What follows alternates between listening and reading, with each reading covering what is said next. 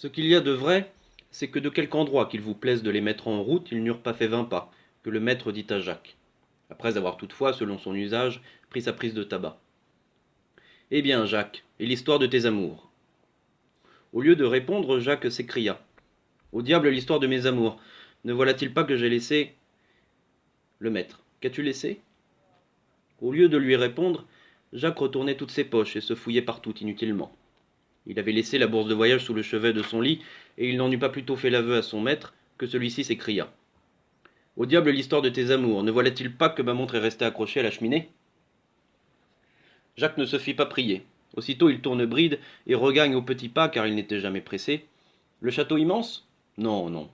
Entre les différents gîtes possibles ou non possibles dont je vous ai fait l'énumération qui précède, choisissez celui qui convient le mieux à la circonstance présente. Cependant, son maître allait toujours en avant.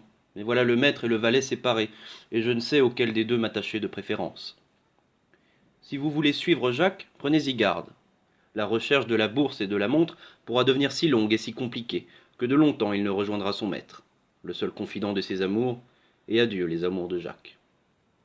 Si l'abandonnant seul à la quête de la bourse et de la montre, vous prenez le parti de faire compagnie à son maître, vous serez poli, mais très ennuyé. Vous ne connaissez pas encore cette espèce-là. Il a peu d'idées dans la tête. S'il lui arrive de dire quelque chose de sensé, c'est de réminiscence ou d'inspiration. Il a des yeux comme vous et moi, mais on ne sait la plupart du temps s'il regarde. Il ne dort pas, il ne veille pas non plus. Il se laisse exister. C'est sa fonction habituelle. L'automate allait devant lui, se retournant de temps en temps pour voir si Jacques ne revenait pas. Il descendait de cheval et marchait à pied.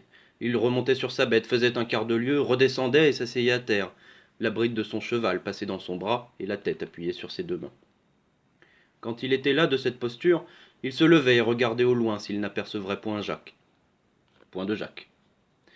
Alors il s'impatientait, et sans trop savoir s'il parlait ou non, il disait. Le bourreau, le chien, le coquin, où est-il? Que fait-il? Faut-il tant de temps pour reprendre une bourse et une montre? Je te rouerai de coups. Oh, cela est certain, je te rouerai de coups. Puis il cherchait sa montre à son gousset, où elle n'était pas, et il achevait de se désoler, car il ne savait que devenir sans sa montre, sans sa tabatière et sans Jacques.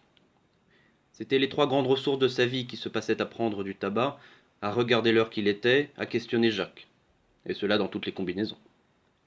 Privé de sa montre, il en était donc réduit à sa tabatière qu'il ouvrait et fermait à chaque minute, comme je fais moi lorsque je m'ennuie. Ce qui reste de tabac le soir dans ma tabatière est en raison directe de l'amusement ou inverse de l'ennui de ma journée. Je vous supplie, lecteur, de vous familiariser avec cette manière de dire empruntée à la géométrie, parce que je la trouve précise et que je m'en servirai souvent. Eh bien, en avez-vous assez du maître, et son valet ne venant point à nous, voulez-vous que nous allions à lui? Le pauvre Jacques, au moment où nous en parlons, il s'écriait douloureusement. Il était donc écrit en haut qu'en un même jour je serais appréhendé comme voleur de grand chemin, sur le point d'être conduit dans une prison et accusé d'avoir séduit une fille.